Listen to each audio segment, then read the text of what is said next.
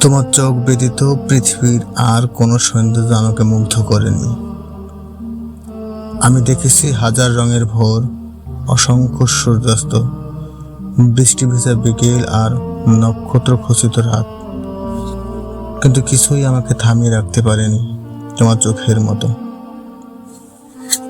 তোমার চোখে আছে এক অদ্ভুত মায়া, এক অজানা গভীরতা, যেখানে আমি হারিয়ে যাই বারবার।